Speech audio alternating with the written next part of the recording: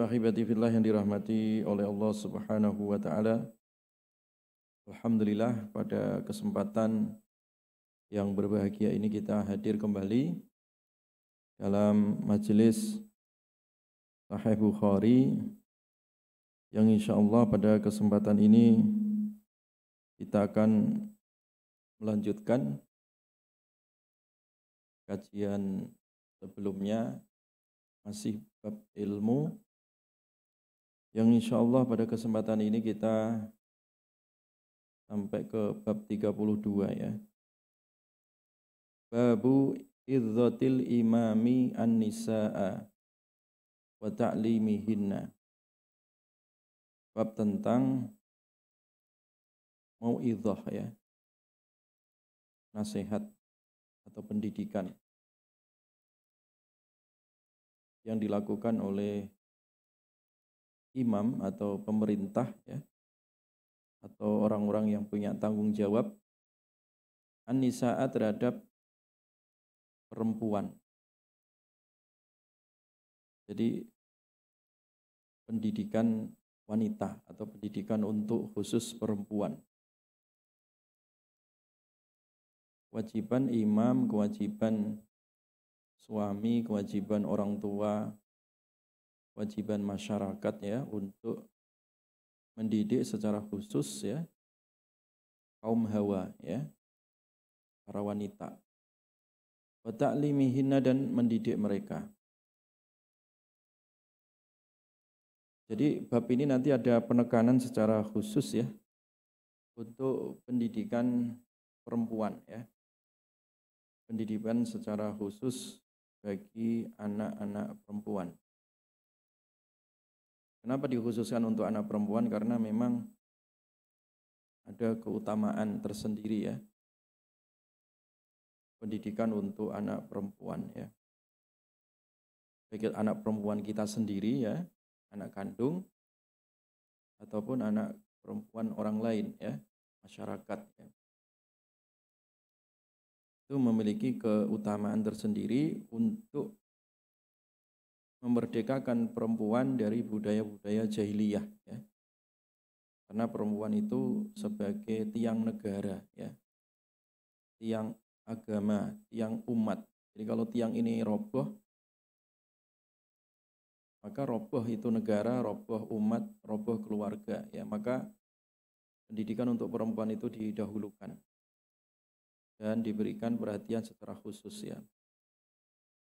Kabar gembira dari Nabi sallallahu alaihi wasallam, man ala jariyataini hatta tablugha jaa yaumal qiyamati ana wa huwa kahataini.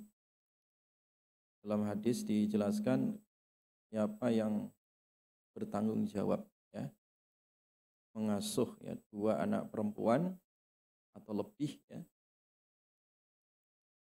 diasuh sampai dia balik atau sampai dia berumah tangga,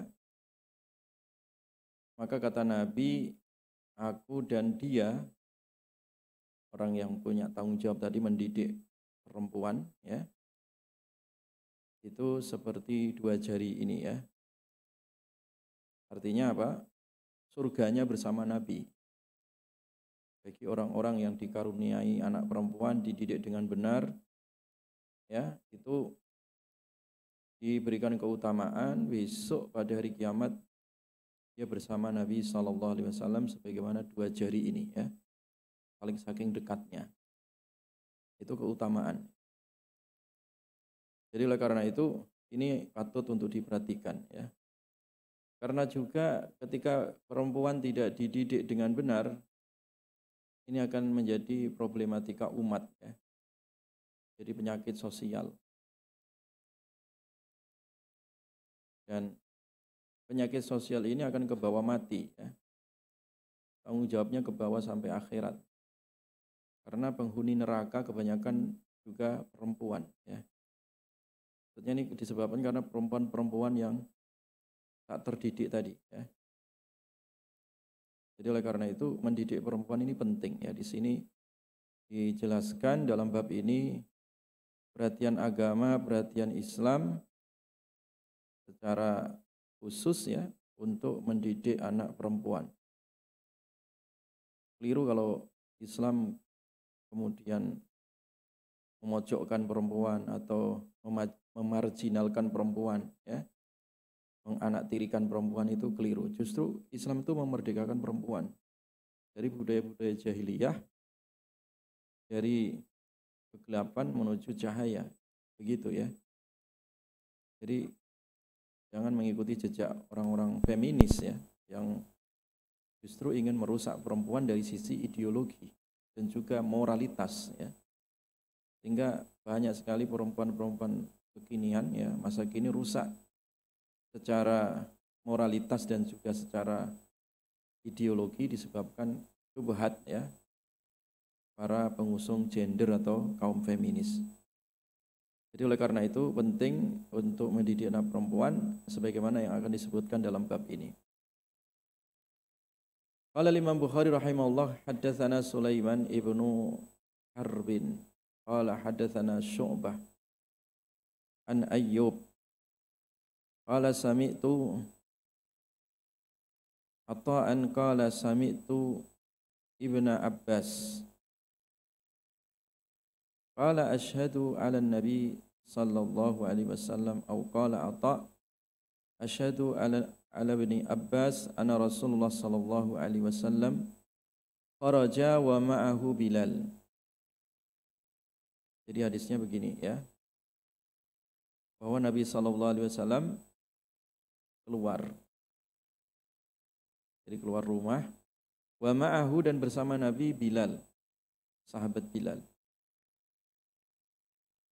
Jadi suatu ketika Nabi sallallahu alaihi wasallam keluar rumah bersama Bilal ya.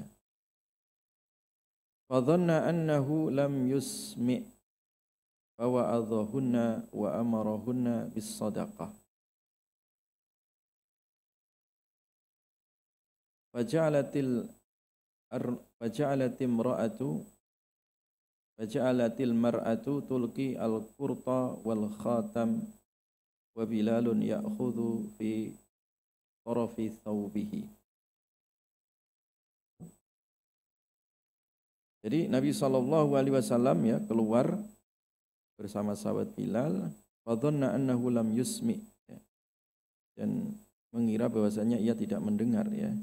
Kemudian dinasihatin, nasihat itu ditujukan untuk para kaum perempuan atau kaum hawa ya. Wa amarahunna, dan Nabi memerintahkan mereka bis shadaqati, untuk bersedekah. Nah, di sini secara jelas disebut dalam hadis ini betapa Nabi sallallahu alaihi wasallam memberikan nasihat ya kepada kaum hawa ya, kepada para wanita. Dinasihatin dengan kebaikan ya. Dan mau'idhah di sini yang dimaksud adalah bagaimana Nabi memberikan nasihat yang terbaik. Karena salah satu makna mau'idhah itu adalah bagaimana memberikan saripati ya, nasihat. Lebih-lebih kepada perempuan. Jadi kalau perempuan itu diciptakan dari tulang rusuk yang bengkok ya, maka cara Nabi sallallahu alaihi wasallam memberikan mau'idhah pun mau'idhah yang terbaik, supaya bisa meluruskan dengan cara yang paling sempurna. Karena kalau perempuan diberikan nasihat dengan cara yang kasar, itu malah justru bukan meluruskan tapi meretakkan ya, karena tabiat perempuan itu seperti tabiat tulang rusuk yang bengkok. Jadi kalau kita kasar gitu ya, dengan kata-kata yang arogan atau kata-kata yang justru membentak, itu malah yang terjadi patah ya. Maka cara meluruskannya itu dengan cara yang terbaik ya, tidak terlalu kasar, tidak terlalu lembek tadi ya. Nah, itulah mau'izah yang dilakukan oleh Nabi SAW untuk kaum hawa ini, dan memerintahkan mereka kepada kaum perempuan tadi bisadaqati untuk bersedekah. Bersedekah artinya tidak sekedar nasihat itu didengar tapi harus dipraktekkan. Nah, prakteknya di sini disuruh sedekah oleh Nabi. Kenapa? Karena sedekah itu bisa menghapuskan dosa-dosa dan menolak atau menjadi benteng dari api neraka, ya. Nah, di dalam hadis dijelaskan inni ra'aitukunna aktsara ahlin nar. Karena aku melihat kalian itu menjadi mayoritas penghuni neraka. Ini kekhawatiran Nabi, ya. Jadi justru mayoritas dari penghuni neraka itu perempuan. Nah, karena kekhawatiran Nabi itu, kemudian Rasulullah memberikan nasihat. Ya. Nasihat-nasihat itu supaya memperbaiki ya tabiat mereka dan juga akhlaknya. Nah, dengan cara apa? Nabi meluruskan. Li'anna kunna tukthirna al-li'an. Karena kalian itu banyak laknat, ya, banyak mencela, ya, banyak berkata-kata sumpah serapah, ya, ataupun melaknat. Jadi banyak, ya, banyak mulut, ya. Wa takfurna al-ashir dan banyak kufur, ya, terhadap keluarga. Kurang terima kasih, ya. Banyak tuntutan dan seterusnya. Ini diluruskan oleh Nabi sallallahu alaihi wasallam.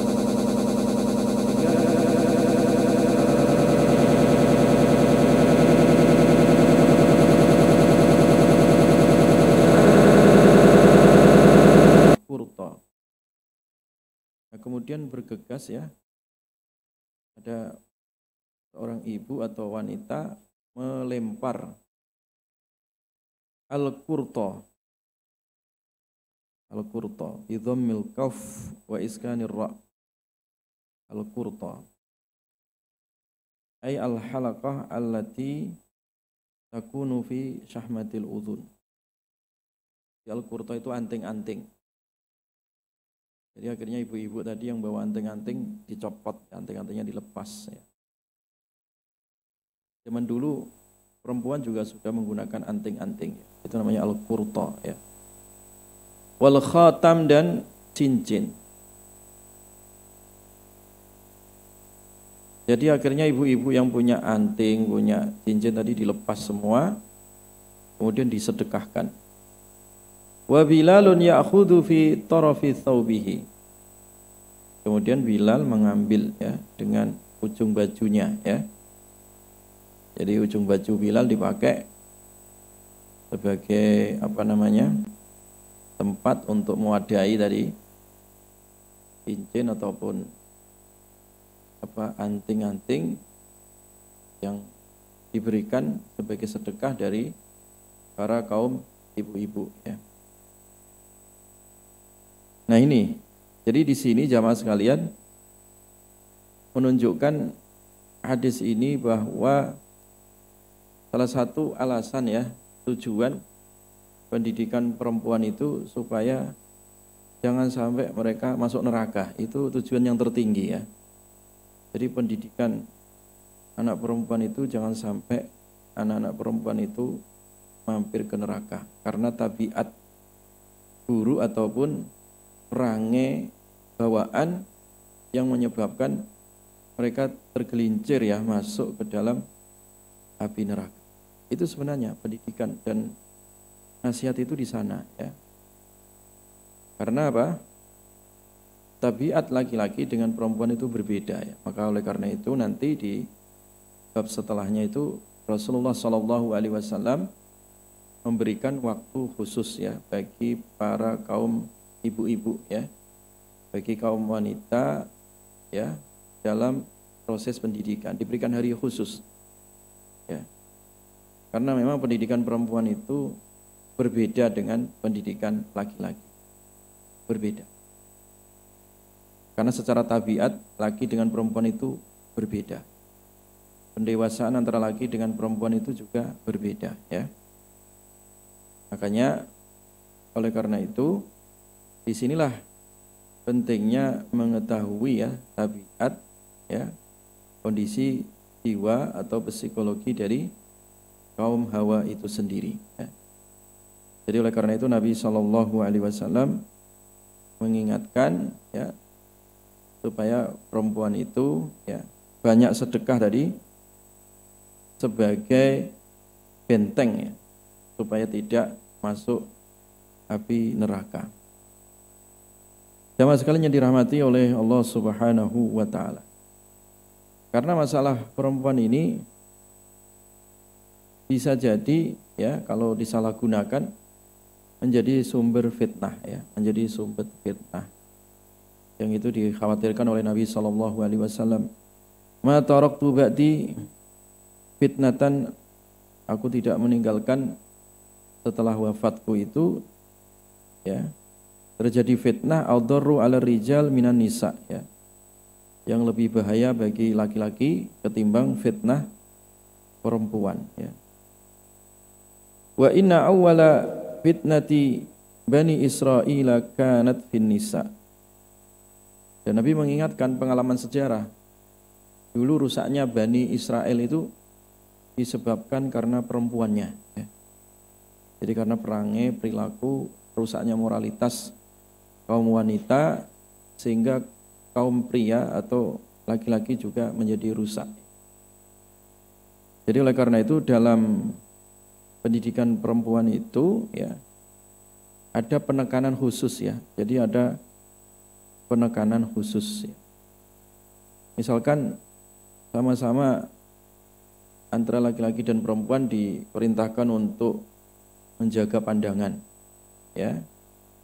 Dan juga menjaga kesucian diri. Sama itu diperintahkannya sama ya.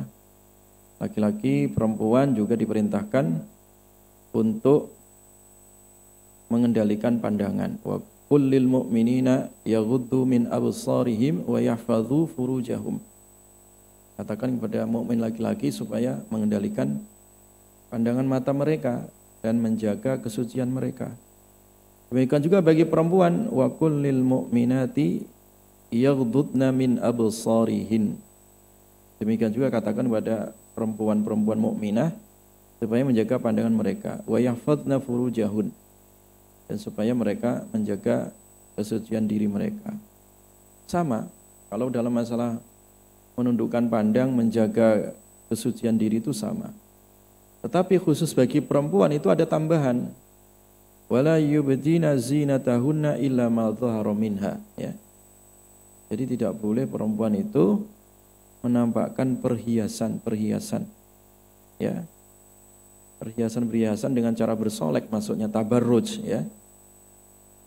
Yang itu menyebabkan fitnah ya. Karena fitnah laki-laki itu ada di pandangan mata ya. Sehingga ketika tampak perhiasan-perhiasan, kecantikan-kecantikan ya, itu yang menyebabkan fitnah ya. Sehingga oleh Al-Qur'an ditekankan ada tambahan. Kalau bagi perempuan ada tambahan, yaitu tidak boleh tabarruj ya. Tidak boleh tabarruj ya. Tabarruj itu artinya bersolek ya.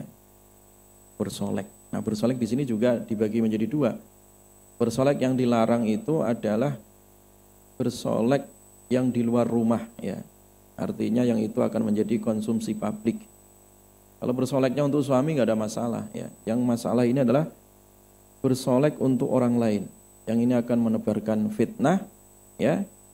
Makanya kemarin kenapa ada beberapa perempuan yang dilaknat yang pada pertemuan sebelumnya, salah satunya masalah bersolek. Karena bersolek sejak zaman jahiliyah itu sudah ada dengan cara namisot ya, kemudian dengan cara menghilangkan alis diganti tato, kemudian dengan cara menyambung rambut ya, merubah ciptaan Allah, kalau sekarang operasi plastik lah gitu ya.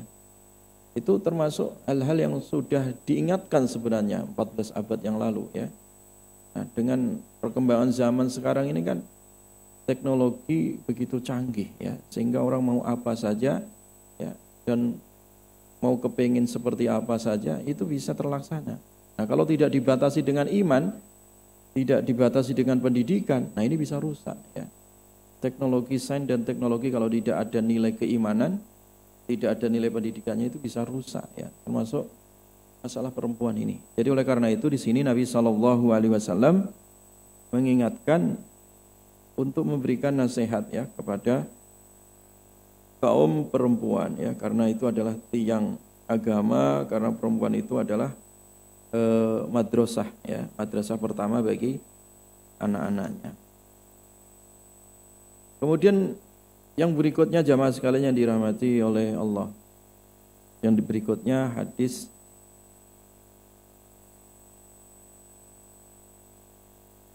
bab yang ke-33 ya.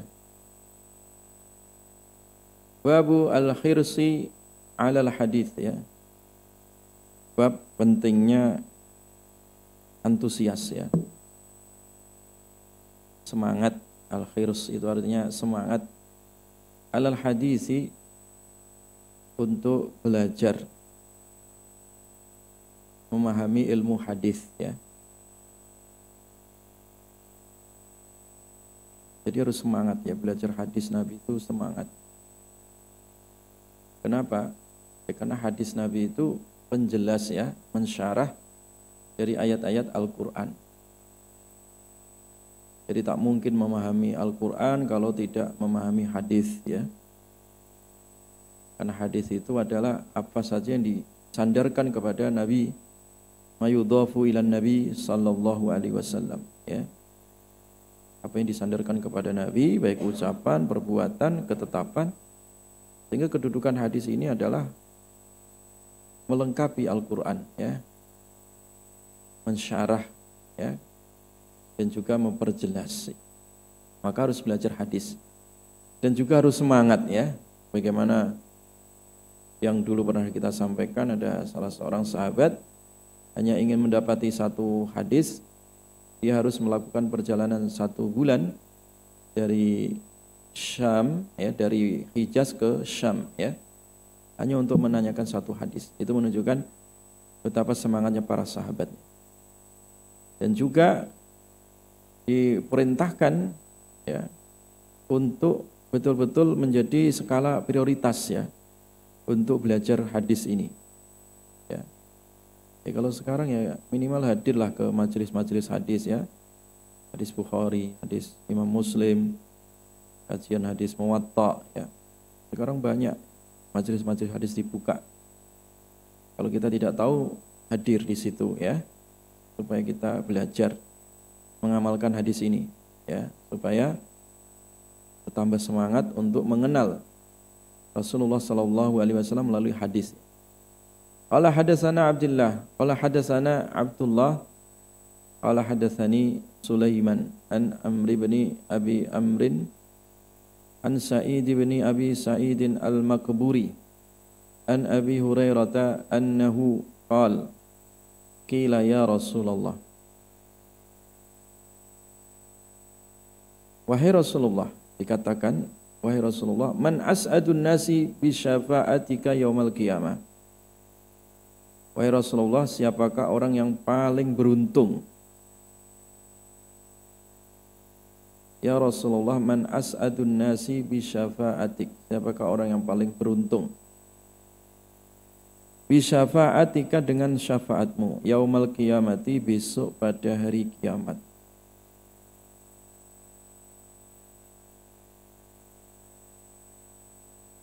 Jadi ini pertanyaan sahabat ya. Man as'adun nasi bi syafa'atika yaumal qiyamah.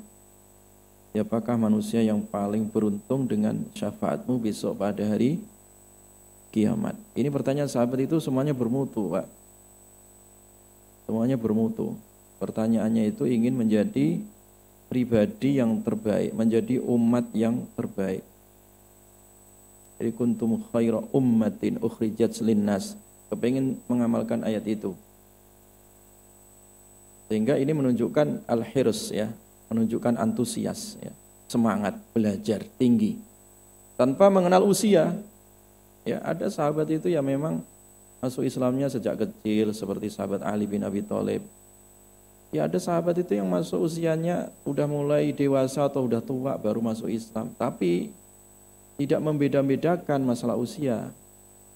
dari sisi masalah antusias, semangat belajarnya, itu sahabat sama ya. Dari sisi al-hirs tadi. Sehingga pertanyaannya tadi adalah apa? Pertanyaan yang bermutu, ya, pertanyaan yang bermutu. Jadi debatnya itu debat bermutu, Pak. Kalau di kita ini kan ribut wayang, nah gitu ya, ribut, nggak karu-karuan. Ini kalau sahabat yang ditanyakan itu hal-hal yang bermutu dan bermanfaat, bukan hal-hal yang membuat kegaduhan. Ya. Jadi yang ditanyakan hal-hal yang bermanfaat, bukan hal-hal yang mengundang kegaduhan atau hal-hal yang menyebabkan pertikaian atau perselisihan, ya. Itu kita harus belajar di situ, ya. Belajar dari pertanyaan-pertanyaan sahabat yang produktif, ya, bermanfaat gitu, bukan pertanyaan yang kontraproduktif, ya. Ya. Pertanyaannya hanya ngeles, pertanyaan hanya ngetes, ya. Pertanyaan-pertanyaan yang hanya sekedar wawasan, ya. Hanya retorika. Bukan pertanyaan yang membuahkan gagasan ataupun amal. Tapi lihat pertanyaan sahabat itu produktif, ya. Man as'adun nas? Ya Rasulullah, siapakah orang yang paling bahagia, orang yang paling beruntung untuk mendapati syafaatmu besok pada hari kiamat? Artinya kepingin menjadi orang yang terbaik, ya. Dan itu kalau kita kumpulkan hadis-hadisnya banyak sekali, Pak. Saya sudah mengumpulkan 40 hadis, ya, tentang pertanyaan-pertanyaan sahabat yang berkualitas ingin menjadi manusia terbaik.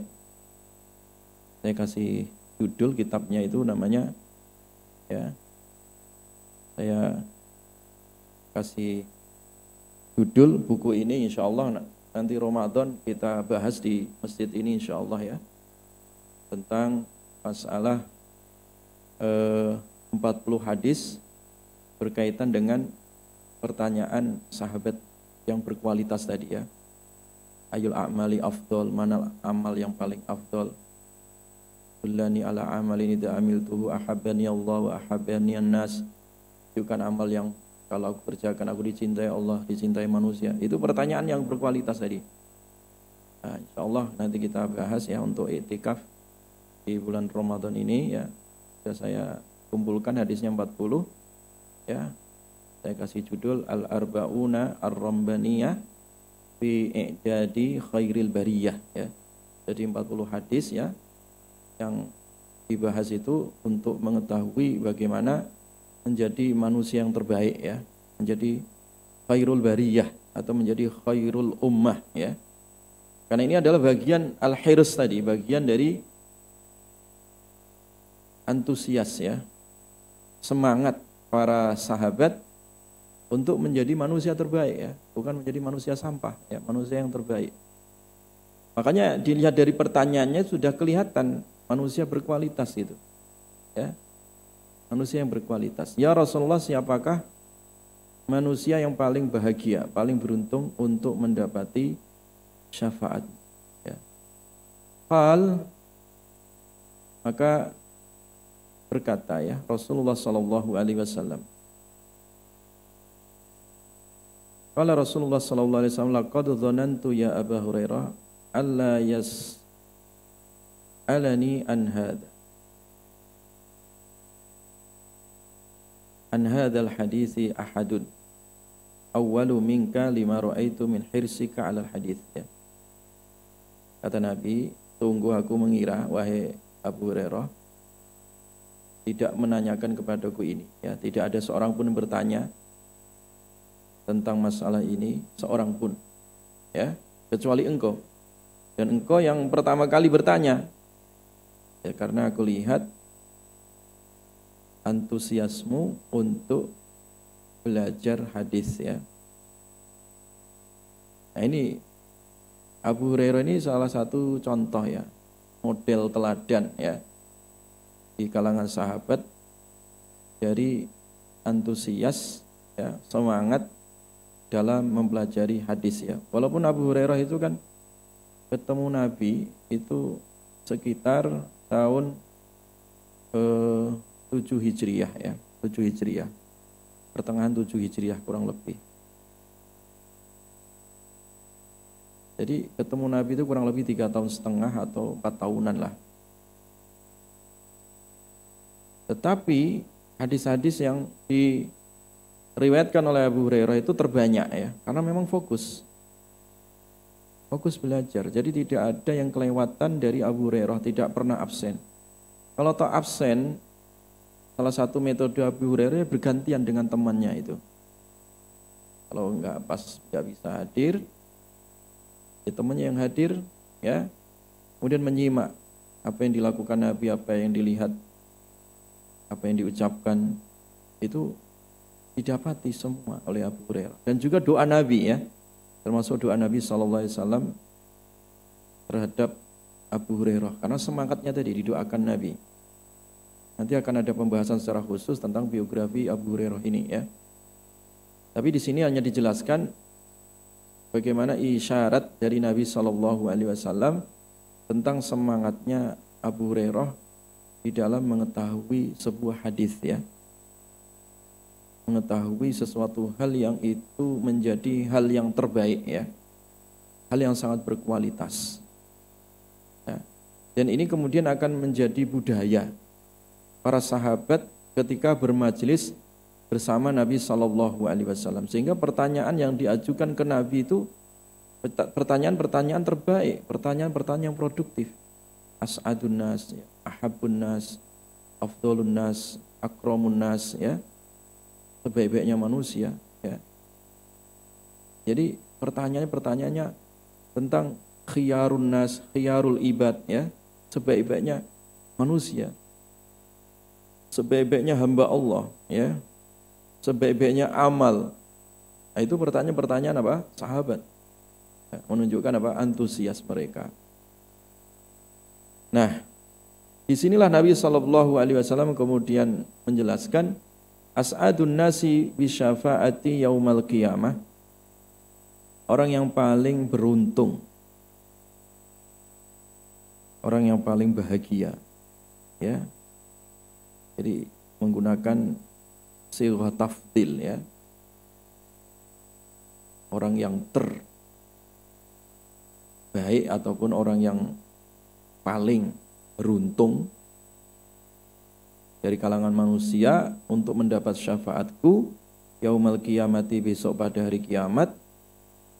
Man, yaitu orang qala yang berkata ya, la ilaha illallah, yaitu orang yang berkata la ilaha illallah. Nah, ini adalah orang yang paling beruntung mendapat syafaat Nabi SAW. Artinya apa? Yang khalisan, yang murni ya, min qalbihi, dari hatinya, au nafsihi, atau dari dirinya. Jadi orang yang paling beruntung besok pada hari kiamat itu adalah orang yang punya la ilaha illallah di dalam dirinya. La ilaha illallah yang muncul dari sanubarinya, dari ketulusan hatinya ya, dari relung jiwanya, yang itu dalam rangka memurnikan tauhid ya. Jadi orang yang paling beruntung mendapat syafaat Nabi itu ya orang yang bertauhid, yang memegang kalimat la ilaha illallah. Jadi tiada ilah ya, tiada sesembahan ya, tiada Tuhan ya yang disembah, yang hak ya, illallah, kecuali apa? Allah. Jadi meniadakan atau menafikan seluruh Tuhan-Tuhan palsu ya. Jadi seluruh Tuhan-Tuhan palsu ditiadakan, baik Tuhan-Tuhan yang berupa berhala, materi, atau bahkan menuhankan dirinya sendiri. Kadang manusia itu menuhankan dirinya Pak ya, menuhankan ilmunya, menuhankan akalnya, menuhankan hartanya. Dengan cara apa? Bergantung diri dengan hartanya, bergantung diri dengan ilmunya, bergantung diri dengan jabatannya. Itu telah menjadikan mereka Tuhan palsu. Itu berarti tidak murni la ilaha illallahnya ya. Orang yang murni la ilaha illallahnya itu ya menjadikan satu-satunya zat yang disembah, yang diibadahi itu hanyalah siapa? Allah. La ilaha illallah. Khalisan min qalbihi au nafsihi. Yang itu muncul murni ya dari dalam hatinya atau dari relung jiwanya. Murni. Jadi kata kuncinya murni. Kenapa murni? Karena banyak juga orang ngucapin la ilaha illallah hanya di lisan saja. Ucapannya la ilaha illallah sampai kepalanya pening, muter-muter. Ada orang itu la ilaha illallah sampai guncang sana guncang sini ya, sampai berdiri sana berdiri sini ya. Tapi hatinya kosong ya. Ini berarti hanya sekedar di lisan ya, dan berhenti di tenggorokan la ilaha illallahnya. Sehingga disinilah dibatasi la ilaha illallah yang bagaimana? Yang paling beruntung, yang khalisan min qalbi. Ya, yang murni dari dasar hatinya ya, atau relung jiwanya. Itu murni, itu yang menyelamatkan. Ya, itu yang menyelamatkan manusia adalah apa? La ilaha illallah. Makanya mangkana akhiru kalami la ilaha illallah dakhalal jannah. Orang yang akhir kalamnya la ilaha illallah masuk surga dia. Surga la ilaha illallah. Betul-betul la ilaha illallah yang murni dari dalam hati ya. Bukan la ilaha illallah yang dijadikan hanya sekedar lagu. Karena ada lagu la ilaha illallah sambil dangdutan ya. Yo malah joget-joget kok ngucapin la ilaha illallah, bagaimana bisa murni? Hanya sambil teler, sambil mabuk ya. Ya rusak malah la ilaha illallahnya ya. Jadi la ilaha illallah yang khalisan min qalbi. Yang la ilaha illallah betul-betul la ilaha illallah gitu ya. Betul-betul murni ya, muncul dari dasar apa? Hatinya. Ya. Ini menyelamatkan. Ya. Menyelamatkan. Ya. Jadi sekecil apapun ya dalam diri manusia, kalau masih ada la ilaha illallah yang murni ini, itu selamat. Itu selamat. Ya. Selamat. Bahkan di dalam hadis yang lain itu dijelaskan besok pada hari kiamat itu ada seorang hamba yang seluruh catatan amalnya 99 catatan amal, buku amal yang diserahkan itu semua catatan merah, keburukan, catatan dosa. Ya. Jadi satu buku amal ketika dibentangkan saja itu sejauh barat dan timur, jagat timur, jagat barat. Ya. Dibentangkan isinya keburukan semua. Sehingga orang ini kemudian sudah putus, ya, sudah nggak ada harapan kan, sudah semua keburukan, pikirannya ya sudah masuk neraka. Tapi ternyata ya si orang ini dulu di dalam hidupnya ketika di dunia pernah mengucapin la ilaha illallah yang khalisan min qalbihi au nafsihi. Pernah mengucapkan kalimat la ilaha illallah itu betul-betul murni. Ya. Itulah keluar satu bitokoh ya, satu kartu. Ketika seluruh timbangan amalnya tadi jomplang gara-gara catatan buruknya tadi, yang dibentangkan dari timur ke barat isinya adalah rapot merah, maka ternyata masih ada tersisa satu ucapan la ilaha illallah yang dulu pernah dia ucapkan di dunia. Hanya satu kartu saja yang tersisa itu yang baik. Akhirnya kemudian diletakkan di timbangan mizan, dan ternyata satu kartu yang pernah diucapkan la ilaha illallah tadi mengalahkan seluruh keburukannya tadi. Ya, seluruh keburukannya diampunkan oleh Allah gara-gara apa tadi? La ilaha illallah. Ya, la ilaha illallah. Intinya apa? Sebandel-bandelnya orang itu yang penting jangan musyrik ya. Sebandel-bandelnya manusia janganlah musyrik, janganlah menyekutukan Allah. Kalau manusia dosa, ya manusia nggak ada yang lepas dari dosa. Tapi sebandel-bandelnya dosa, hendaklah jangan sampai dia itu musyrik, itu aja. Karena kalau musyrik, semua amalan-amalan yang pernah dilakukan, baik ucapan, perbuatan, sedekah, zakat, atau sholatnya ataupun apapun lah ya, kebaikan yang pernah dilakukan, kalau dia musyrik ya, menyekutukan Allah, batal. Lain asyrakta la yahbatanna amaluk wa la takunanna minal khasirin. Kalau kamu syirik, batal semua amalanmu dan kamu pasti jadi orang yang rugi. Makanya buang itu ya, kesyirikan jauh-jauh ya. Jadi jangan sampai menghadirkan lagi kesyirikan di dalam kehidupan kita ataupun keluarga kita.